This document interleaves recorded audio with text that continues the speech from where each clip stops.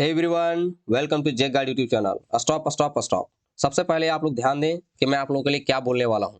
इस वीडियो में मैं आप लोग को बताऊंगा इतिहास का चैप्टर नंबर 4 वन समाज और उपनिवेशवाद का कंप्लीट महत्वपूर्ण ऑब्जेक्टिव क्वेश्चन आंसर। साथ ही साथ मैं आपको यह भी बताते चला जाऊंगा कि कौन कौन क्वेश्चंस जो है आपके एग्जामिनेशन के लिए ज्यादा इंपॉर्टेंट है, जिससे कि आप उस क्वेश्चंस को अच्छी तरीके से पकड़ बना सको और अपना रिजल्ट को बेहतर कर सको। ठीक है, मैं आपको इतने अच्छे तरीके से समझा दूंगा ना इस वीडियो में ही कि आप लोग जब वीडियो को देखोगे ही तो आप लोग को याद होते चला जाएगा और फिर आप लोग को कोई भी एक्स्ट्रा समय नहीं लगेगा और अपने एग्जामिनेशन हॉल में आप लोग कंफर्टेबल महसूस करोगे और अपना एग्जामिनेशन को जो है बेहतर तरीका से दे पाओगे। ठीक है, ध्यान रखें, सिर्फ वीडियो को आप लोग को एक ही काम करना है, डेडिकेटेड माइंड से पूरा फुल वॉच करना है। ठीक है, देखो यहाँ पर दिया हुआ स्मरणीय तथ्य। स्मरणीय तथ्य आप लोग के लिए बहुत इंपॉर्टेंट होती हैं, तो इसे जरूर आप लोग अपने से ही रीड आउट कर लो। क्योंकि ज्यादा समय नहीं लूंगा तो आप अपने से इसे जरूर रीड आउट कर लोगे। बहुविकल्पीय प्रश्न यहाँ पर दिया हुआ है, जो कि मैं आप लोग को समझाते चला जाऊंगा और अच्छी तरीके से याद भी कराते चला जाऊंगा। देखो पहला क्वेश्चन क्या दिया हुआ है कि चॉकलेट में इस्तेमाल होने वाला तेल किस पौधे के बीजों से निकालता है। तो जो चॉकलेट में जो इस्तेमाल होता है ना, जो चॉकलेट आप लोग खाते हैं या हम भी खुद खाते हैं, तो वो जो चॉकलेट है उसमें जो बीज होता है वह साल के वृक्ष का बीज होता है। ओके, क्वेश्चन नंबर 2 देखिए क्या दिया हुआ है कि वनों के लुप्त होने को सामान्यतः क्या कहते हैं, जो कि बहुत इंपॉर्टेंट है, जरूर ध्यान रखोगे। तो वनों के लुप्त होने को सामान्यतः कहते हैं वन विनाश। ठीक है, क्वेश्चन नंबर 3 देखो बहुत इंपॉर्टेंट है। क्वेश्चन नंबर जो 3 है इंपॉर्टेंट तो है ही, लेकिन मैं पढ़ने वाला हूं कि सन 1600 ईस्वी में हिंदुस्तान के कुल भूभाग के लगभग कितने हिस्सों पर खेती होती थी। यानी 1600 ईस्वी में हमारा जो प्यारा भारत है उसमें कितने भूभाग पर जो है खेती हुआ करती थी। तो 1/6 जो भाग है उसमें खेती हुआ करती थी, ये जरूर याद रखोगे। क्वेश्चन नंबर 4 भी आप लोग के लिए बहुत इंपॉर्टेंट है कि आज भारत के लगभग कितने भागों में कृषि होती है। तो आज तत्कालीन तौर पर अगर बात करें तो भारत में जो है वह 1/2 भागों पर खेती होती है।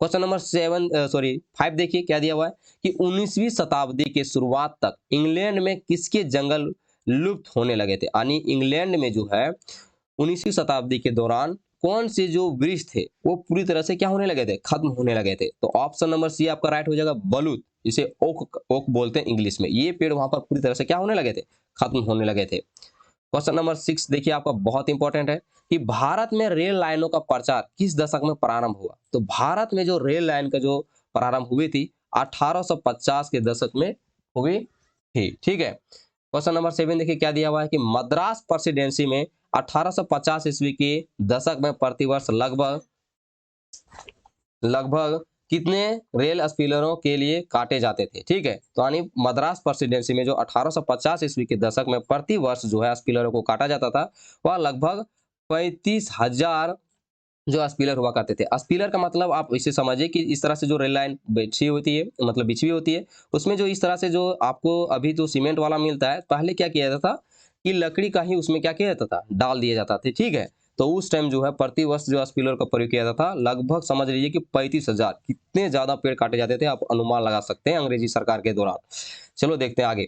क्वेश्चन नंबर 8 देखिए क्या दिया हुआ है कि 1 मील लंबी रेल की पटरी बनाने के लिए कितने स्पिलर आवश्यक पड़ती थी। यानी 1 मील का अगर रेलवे पटरी बैठाना है तो कितने स्पिलरों की आवश्यकता पड़ती थी।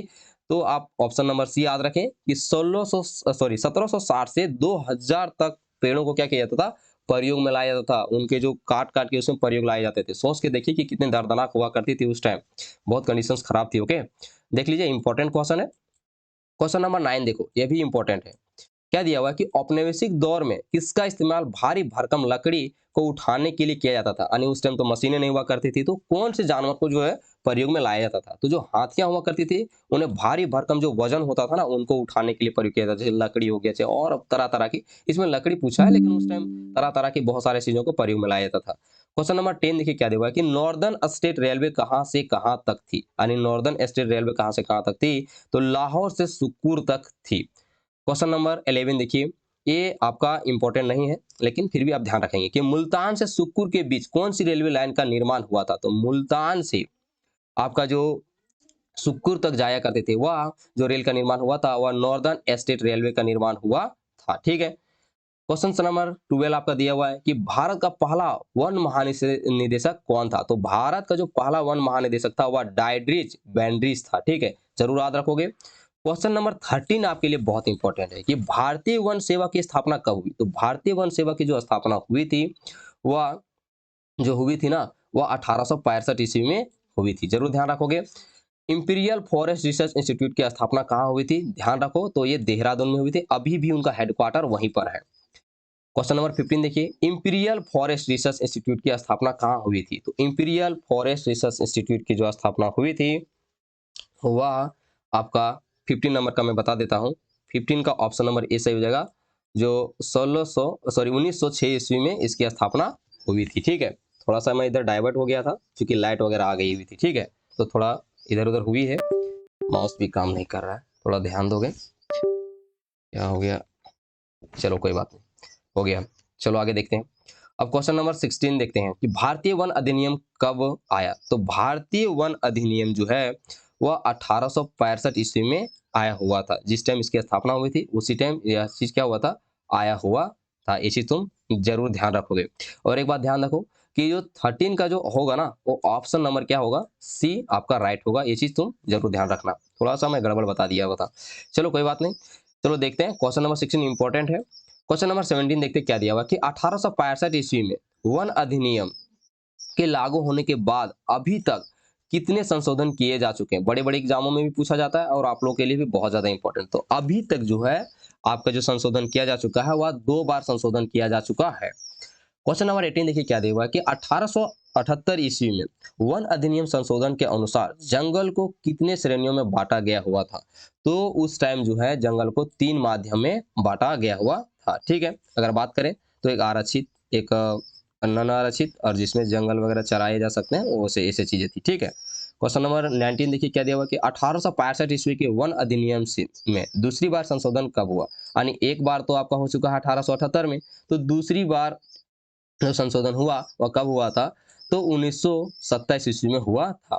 क्वेश्चन नंबर 20 देखिए क्या दिया कि सबसे अच्छे जंगल को क्या कहा जाता था, तो जो सबसे अच्छे जंगल को कहा जाता था वह आरक्षित जंगल को कहा जाता था। क्वेश्चन नंबर 21, महुआ के किस भाग को खाया जाता है और जिसका इस्तेमाल शराब बनाने के लिए किया जाता है, तो महुआ का किस भाग को खाया जाता है, तो महुआ के फूल को खाया जाता है और उसका इस्तेमाल जो है वो शराब बनाने में भी किया जाता है। झारखंड में ये चीजें बहुत ज्यादा फेमस है, जो कि एकदम गांव गांव मोहल्ला मोहल्ला में ये सब चीजों को आपको मिलेगा, है ना।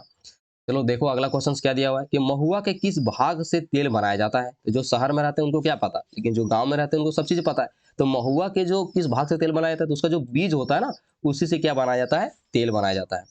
क्वेश्चन नंबर 23, छतरी तथा टोकरी बनाने के लिए किस पौधे से, कौन से पौधे का इस्तेमाल किया जाता है, यानी छतरी बनाया जाना, टोकरी बनाया जाना, कौन से पौधे से इस्तेमाल किया जाता है, तो बांस जो है ना, उसी से सब चीजें बनाई जाती हैं।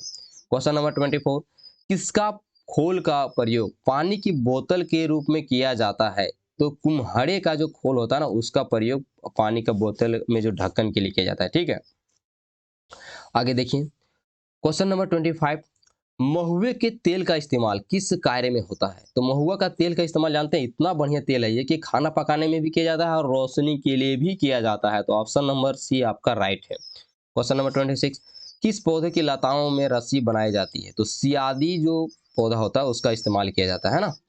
क्वेश्चन नंबर 27, दक्षिण पूर्व एशिया में झूम या घुमंतु कृषि को किस नाम से जानते हैं, तो दक्षिण पूर्व एशिया में झूम या घुमंतु खेती जो होता है उसके लादिंग के नाम से जाना जाता है।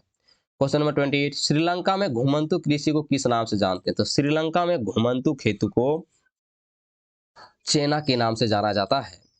क्वेश्चन नंबर 29, 1875 ईस्वी से 1925 ईस्वी के बीच इनाम के लालच में लगभग कितने बाघ मारे गए थे, तो लगभग जो बाघ मारे गए थे वह 80,000 शेरों को क्या किया गया था, मार दिया गया था, बाघ को मार दिया। आप सोच के देखिए कि इनाम के लालच में इतने सारे मार दिए गए, आप सोच सकते हो। क्वेश्चन नंबर 30, जॉर्ज यूल नामक अंग्रेज अफसर ने अकेले लगभग कितने बाघों को मारा था, तो जॉर्ज यूल नामक अंग्रेज अफसर ने अकेले बाघों को लगभग 400 बाघों को वो मार दिया था। सोचिए बंदूकों के दम से ये सब चीजें किया जाती थी, अपने से तो मार नहीं पाएगा ये लोग। चलो देखते हैं 31 नंबर क्या दिया हुआ। 31 नंबर दिया कि बेगा भारत के किस भाग की मुख्य जनजाति है, तो बेगा जो है भारत की मध्य भारत की मुख्य जनजाति है। क्वेश्चन नंबर 32 देखते हैं। 32 क्या दिया हुआ है कि लेटेक्स किस वृक्ष से निकलता है, तो लेटेक्स जो है रबड़ वृक्ष से निकलता है। क्वेश्चन इंपॉर्टेंट है, जरूर ध्यान रखोगे। क्वेश्चन नंबर 33, यह क्वेश्चन इंपॉर्टेंट है कि मध्यकाल में कौन सा आदिवासी समुदाय व्यापार करता था। यानी मध्यकाल में जो कौन सा आदिवासी समुदाय था, तो बांजरा, जो बांजरा बंजारा सॉरी बांजरा बोल रहे बंजारा जो जनजाति हुआ करता था, वह क्या करता, व्यापारी का काम करते। अभी भी तो वैसा काम करते, व्यापार का काम है ना, अभी रुका नहीं उन लोग का। क्वेश्चन नंबर 34 देखते हैं कि कोरावा, कराचा, इवा, एरुकुला जैसे चरवाहे और घुमंतु समुदाय किस क्षेत्र के थे। तो ये सभी जो चरवाहे थे वह मद्रास प्रेसिडेंसी के क्षेत्र के थे। क्वेश्चन नंबर 35 देखें, इंपॉर्टेंट जो है, जो कि आपको ध्यान रखना है कि झारखंड के संथाल और उराव छत्तीसगढ़ के गोंडा जैसे आदिवासियों को काम करने कहाँ भेजा गया था। तो इन्हें जो काम करने के लिए भेजा गया था वह असम के चाय बागानों में काम करने के लिए भेजा गया हुआ था। दोस्तों, अगर वीडियो पसंद आए तो वीडियो को लाइक करें, चैनल को सब्सक्राइब करें और अपने दोस्तों में जरूर शेयर करें इस सब वीडियो को। ठीक है, ध्यान दो, मैं इसका पार्ट 2 भी बहुत जल्दी अपलोड करने वाला हूँ, तो जरूर देख लेना और अच्छे से याद कर लेना, है ना। चलो मिलते हैं नेक्स्ट वीडियो में।